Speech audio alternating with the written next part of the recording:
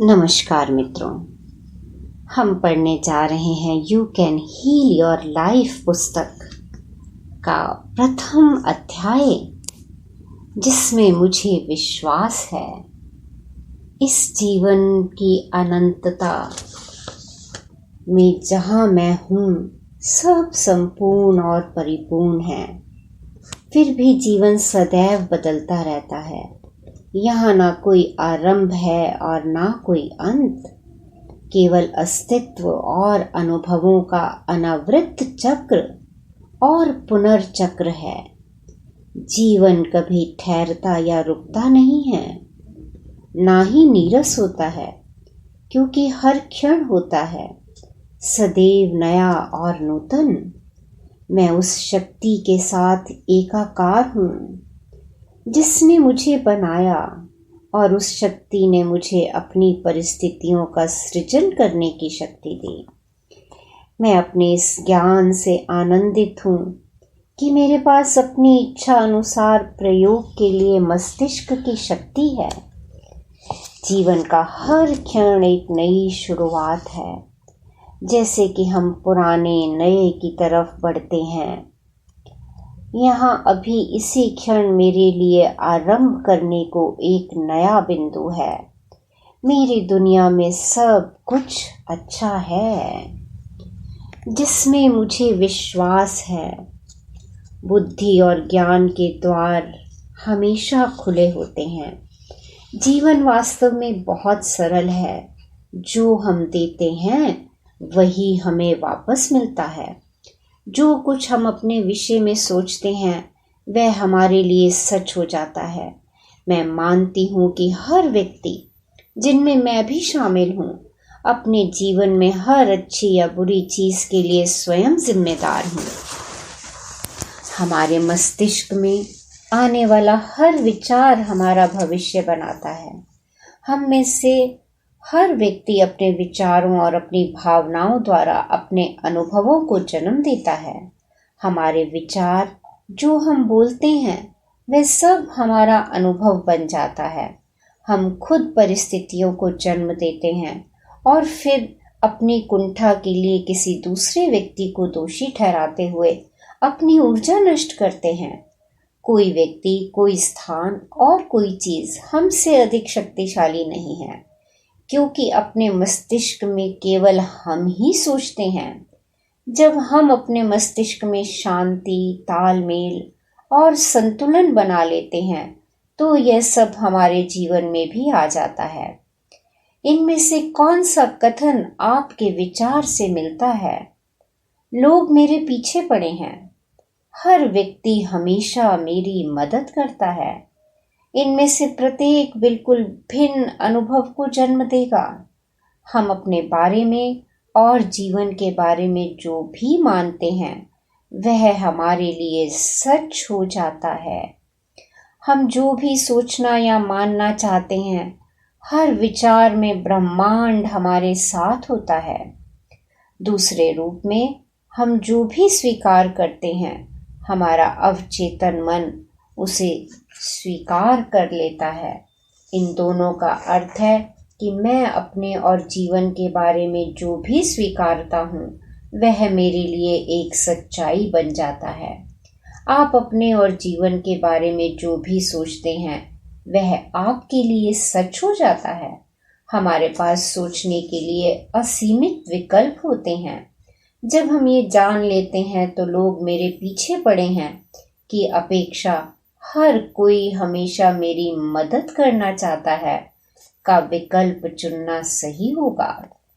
शाश्वत शक्ति कभी हमारा मूल्यांकन या हमारी आलोचना नहीं करती। वह केवल हमारे मूल्यों पर हमें स्वीकार करती है। फिर वह हमारे विचारों को हमारे जीवन में प्रतिबिंबित करती है। यदि मैं यह मानना चाहती हूँ कि मेरा जीवन बहुत एकाकी है और कोई मुझसे प्रेम नहीं करता, तो मुझे दुनिया में यही मिलेगा। लेकिन यदि मैं उस विचार को छोड़ने के लिए तैयार हूँ और अपने लिए दृढ़ता से यह कहूँ कि प्रेम हर जगह है और मैं प्रेम करने व प्रेम पाने योग्य हूँ और इस नए विचार पर कायम रहूं, तथा उसे बार बार स्वीकार करूं तो यह मेरे लिए सच हो जाएगा। अब मुझसे प्रेम करने वाले लोग मेरे जीवन में आएंगे। पहले से मौजूद लोग मेरे प्रति अधिक प्रेम रखेंगे और मैं दूसरों के प्रति आसानी से प्रेम की अभिव्यक्ति कर पाऊंगी।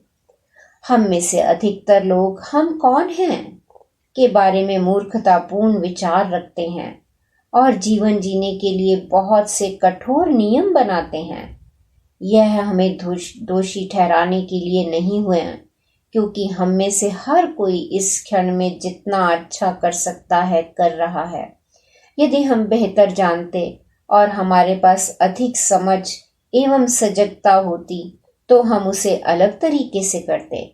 कृपया अपनी स्थिति के लिए अपने आप को निचले स्तर पर ना रखें। आपने यह पुस्तक उठाई और मुझे खोज निकाला। इसका अर्थ है कि आप अपने जीवन में एक नया सकारात्मक परिवर्तन लाना चाहते हैं। इसके लिए अपने आप को धन्यवाद दें। पुरुष रोते नहीं, महिलाएं पैसा नहीं संभाल सकती। जीवन के लिए कितने संकुचित विचार हैं ये। जब हम बहुत छोटे होते हैं तो अपने तथा जीवन के बारे में महसूस करना हम अपने आसपास के बड़ों की प्रतिक्रियाओं से सीखते हैं। इस प्रकार हम अपने तथा अपनी दुनिया के विषय में सोचना सीखते हैं। अब यदि आप ऐसे लोगों के साथ रहे हैं जो बहुत दुखी, भयभीत, अपराध बोध से ग्रस्त या क्रुद्ध थे, तो आपने अपने बारे में और अपनी दुनिया के बारे में बहुत सी नकारात्मक बातें सीखी। मैं कभी भी सही नहीं करता, यह मेरी गलती है। यदि मुझे गुस्सा आता है तो मैं एक बुरा व्यक्ति हूँ। इस तरह के विचार एक निराशाजनक जीवन को जन्म देते हैं। जब हम बड़े हो जाते हैं तो अपनी प्रवृत्ति के अनुसार प्रारंभिक जीवन के भावनात्मक वातावरण का पुनः सृजन करते हैं। यह अच्छा है, यह बुरा, सही है या गलत, यह वही होता है जिसे हम अपने अंदर घर के रूप में जानते हैं। साथ ही हम अपने व्यक्तिगत संबंधों में उन संबंधों को फिर से जीवित करने का प्रयास करते हैं जो संबंध हमारा अपने माँ या पिता के साथ या उनके बीच था। सोचिए कि कितनी बार आपका प्रेमी या बॉस बिल्कुल आपकी माँ या आपके पिता की तरह था। हम अपने साथ वैसा ही व्यवहार करते हैं जो हमारे माता पिता हमारे साथ करते थे। हम उसी तरीके से स्वयं को डांटते और सजा देते हैं।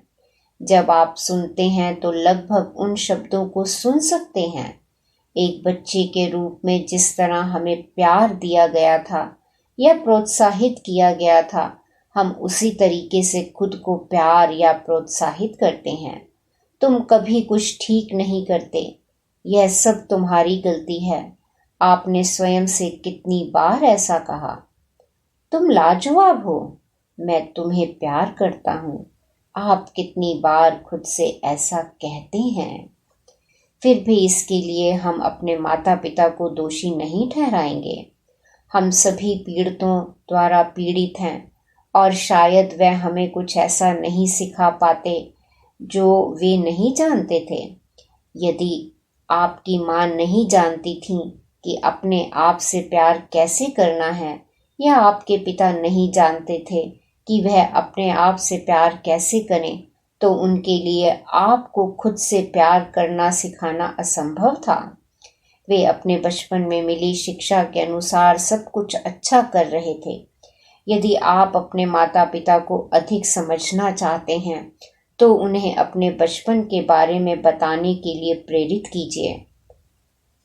और यदि आप संवेदना के साथ सुने तो आपको पता चलेगा कि उनकी शंकाएं और शक्ति कहाँ से आई है। जिन लोगों ने आपके साथ वह सब किया, वह आपकी तरह ही भयभीत और सहमे हुए थे।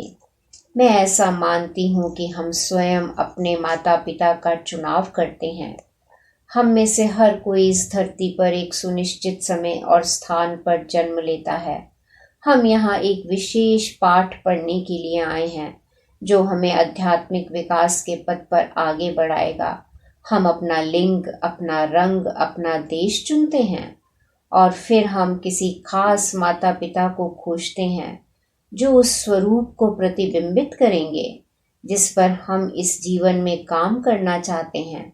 फिर जब हम बड़े होते हैं तो आम तौर पर अपने माता पिता पर उंगली उठाते हैं और रिड़ियाते हुए शिकायत करते हैं, आपने मेरे साथ ऐसा किया। लेकिन वास्तव में हमने उन्हें इसलिए चुना क्योंकि वे हमारे कार्यों के लिए बिल्कुल उपयुक्त थे। हमारे बचपन में ही हमारी आस्थाएं स्थापित होती हैं और फिर उन्हीं आस्थाओं का अनुभव करते हुए जीवन में आगे बढ़ते हैं। अपने जीवन में पीछे की ओर देखिए और ध्यान दीजिए कि कितनी बार आप उसी अनुभव से गुजरे हैं। मेरा मानना है कि आपने उन अनुभवों को एक के बाद एक स्वयं बनाया है क्योंकि वे आपके अपने विश्वास को प्रतिबिंबित कर रहे थे। यह कोई मायने नहीं रखता कि हमें कितने लंबे समय से कोई समस्या थी या वह कितनी बड़ी है या वह हमारे जीवन के लिए कितनी घातक है। वर्तमान सबसे अधिक शक्तिशाली होता है। आज तक जीवन में आपने जिन घटनाओं का अनुभव किया है वे सभी आपके अतीत से जुड़े विचारों और आस्थाओं से बने हैं। वे उन विचारों और शब्दों से बने हैं जिन्हें आपने कल, पिछले सप्ताह, पिछले माह, पिछले वर्ष आपकी आयु के अनुसार 10, 20, 30, 40 या इससे अधिक वर्षों के दौरान इस्तेमाल किया था। फिर भी वह आपका अतीत है, वह बीत चुका है। इस पल में महत्वपूर्ण यह है कि आप अभी क्या सोचना, विश्वास करना व कहना चाहते हैं, क्योंकि ये विचार और शब्द आपका भविष्य निर्धारित करेंगे। वर्तमान क्षण ही आपकी ताकत है और यही आपके कल, अगले सप्ताह, अगले माह, अगले वर्ष और आगे के अनुभवों का आधार है। आप ध्यान दे सकते हैं कि इस क्षण में आप क्या सोच रहे हैं। वह नकारात्मक है या सकारात्मक? क्या आप चाहते हैं कि यह विचार आपका भविष्य तय करे? बस ध्यान दें और सजग हो जाएं। हम केवल विचारों के साथ व्यवहार करते हैं और विचार बदले जा सकते हैं। इससे कोई फर्क नहीं पड़ता कि समस्या क्या है। हमारे अनुभव अपने विषय अंदरूनी विचारों के बाहरी परिणाम हैं। यहाँ तक कि अपने आप से घृणा करना भी केवल अपने विषय में ही विचार से घृणा करना है। आपका यह विचार है कि मैं एक बुरा व्यक्ति हूँ। यह विचार एक भावना को उत्पन्न करता है और आप उस भावना के वश में हो जाते हैं। लेकिन यदि आपका यह विचार ना हो तो यह भावना भी नहीं होगी। विचारों को बदला जा सकता है। विचार को बदलें तो ये भावना समाप्त हो जाएगी। ये केवल यह दर्शाने के लिए है कि हम अपने बहुत से विश्वास कहाँ से प्राप्त करते हैं। लेकिन इस जानकारी को अपनी पीड़ा में डूबे रहने के बहाने के रूप में इस्तेमाल ना करें। अतीत का हमारे ऊपर कोई प्रभाव नहीं होता। यह मायने नहीं रखता कि हम कितने लंबे समय से नकारात्मक विचारों में डूबे रहे। शक्ति का केंद्र बिंदु वर्तमान क्षण में है। इसे महसूस करना कितना अद्भुत है। हम इस क्षण में मुक्त होना शुरू कर सकते हैं। मानो या ना मानो, हम स्वयं अपने विचारों को चुनते हैं। हम आदत के अनुसार किसी विचार को बार बार सोच सकते हैं ताकि ऐसा ना लगे कि हम स्वयं विचार को चुन रहे हैं। लेकिन पहली बार विचार का चयन हमने ही किया था। हम कुछ खास विचारों को सोचने से इनकार कर सकते हैं। जरा ध्यान दीजिए कि आपने कितनी बार अपने बारे में सकारात्मक विचार लाने से इनकार कर दिया है। तो फिर आप अपने बारे में नकारात्मक सोचने से भी इनकार कर सकते हैं। मुझे ऐसा लगता है कि इस धरती पर जिस किसी को भी मैं जानती हूँ या जिसके साथ काम किया है, वह किसी न किसी तरह आत्मवंचना और अपराध बोध से ग्रस्त है। हम जितनी ज़्यादा आत्मवंचना और अपराध बोध रखते हैं, हमारा जीवन उतना ही बदतर होता है। आत्मवंचना और अपराध बोध जितना कम होता है, हमारा जीवन हर स्तर पर उतना ही बेहतर होता जाता है। मैंने जिन लोगों के साथ काम किया है, उनके भीतर गहराई में यही विश्वास होता है, मैं उतना अच्छा नहीं हूँ। साथ ही हम हमेशा कहते हैं, और मैं अपेक्षित कार्य नहीं करता, या मैं इसके योग्य नहीं हूँ। क्या लगता है कि आप ऐसे ही हैं? अक्सर यही कहते, जोर देते या महसूस करते हैं कि आप बेहतर नहीं हैं, लेकिन किसके लिए और किसके मानदंडों के अनुसार? यदि यह विचार आपके अंदर अडिग है, तो आप कैसे एक प्रेममय, आनंददायक, खुशहाल और स्वस्थ जीवन जी सकते हैं? किसी न किसी तरह आपका प्रभावी अवचेतन विचार हमेशा उसका विरोध करता है। किसी न किसी तरह सभी तालमेल नहीं हो पाता, क्योंकि कहीं न कहीं कुछ न कुछ हमेशा गलत हो जाता है। मैंने पाया है कि नाराजगी, आलोचना, अपराध बोध और भय किसी भी अन्य बात से अधिक समस्याएं उत्पन्न करते हैं। ये 4 बातें हमारे शरीर और हमारे जीवन में बड़ी समस्याएं उत्पन्न करती हैं। ये भावनाएं दूसरों पर दोषारोपण करने और अपने अनुभवों के लिए स्वयं को जिम्मेदार न ठहराने से आती हैं। देखिए, यदि हम सभी अपने जीवन में हर बात के लिए जिम्मेदार हैं, तो हम किसी पर दोषारोपण नहीं कर सकते। बाहर जो भी घट रहा है, वह केवल हमारे आंतरिक विचारों का एक आईना है। मैं दूसरे लोगों के बुरे व्यवहार को नज़रअंदाज नहीं कर रही हूँ, लेकिन हमारे विश्वास ही लोगों को हमसे किसी प्रकार का व्यवहार करने के लिए आमंत्रित करते हैं। यदि आप खुद को यह कहता पाएं, हर कोई हमेशा मेरे साथ ऐसा करता है, मेरी आलोचना करता है, कभी मेरी मदद नहीं करता, मुझे पायदान की तरह इस्तेमाल करता है, मेरे साथ दुर्व्यवहार करता है, तो यह आपकी प्रवृत्ति है। आपके अंदर ऐसे विचार हैं जो ऐसा व्यवहार प्रदर्शित करने के लिए लोगों को आकर्षित करते हैं।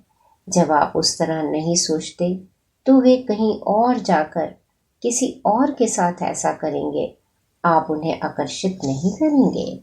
कुछ प्रवृत्तियों के नतीजे जो शारीरिक स्तर पर अभिव्यक्त होते हैं, इस प्रकार हैं। लंबे समय से ठहरा असंतोष शरीर को नुकसान पहुंचाता है और कैंसर जैसी बीमारी बन जाता है।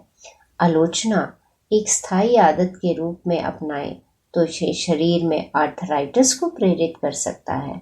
अपराध बोध हमेशा सजा की तलाश करता है और सजा से पीड़ा होती है। जब कोई ग्राहक मेरे पास ज़्यादा पीड़ा के साथ आता है, तो मैं जानती हूँ कि उसमें बहुत सारा अपराध बोध है। भय और उसके कारण उत्पन्न होने वाला तनाव, गंजापन, अल्सर और यहाँ तक कि पैरों में दर्द को जन्म दे सकता है। मैंने पाया है कि क्षमा करने और असंतोष को बहा देने से कैंसर तक ठीक हो सकता है। शायद मेरी बात बड़ी सरल एवं अपरिपक्व लगती हो, लेकिन मैंने इसका प्रभाव देखा और अनुभव किया है। हम अतीत के प्रति अपना दृष्टिकोण बदल सकते हैं।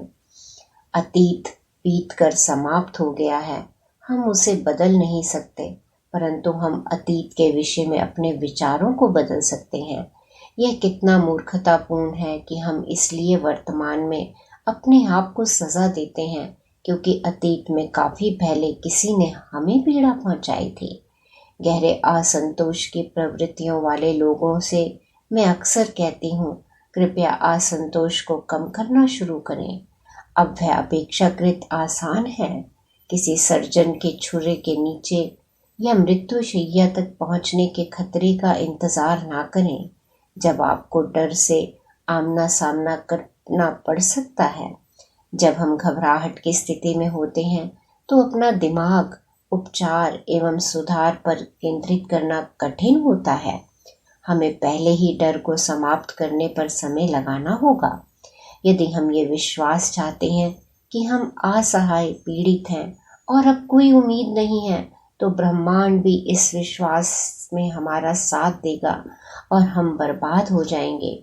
बेहतर है कि हम इन मूर्खतापूर्ण पुराने नकारात्मक विचारों व विश्वासों को छोड़ दें जो हमारी मदद नहीं करते और विकास की ओर नहीं ले जाते। यहाँ तक कि ईश्वर का प्रारूप भी ऐसा होना चाहिए जो हमारे लिए हो, हमारे खिलाफ नहीं। अतीत को भूलने के लिए हमें क्षमा करने के लिए तत्पर होना होगा। हमें अतीत को छोड़ने और अपने सहित हर किसी को क्षमा करने के लिए तैयार होने की ज़रूरत है। हो सकता है कि हमें क्षमा करना ना आए और हो सकता है कि हम क्षमा ना करना चाहते हों, लेकिन हमारा यह कहना कि हम क्षमा करने को तैयार हैं स्वस्थ करने की प्रक्रिया को आरंभ कर देता है। ये हमारे अपने स्वास्थ्य के लिए अनिवार्य है कि हम अतीत को छोड़ दें और हर किसी को क्षमा कर दें। मैं तुम्हें जिस रूप में देखना चाहता था वैसा रूप ना होने के लिए मैं तुम्हें क्षमा करता हूँ।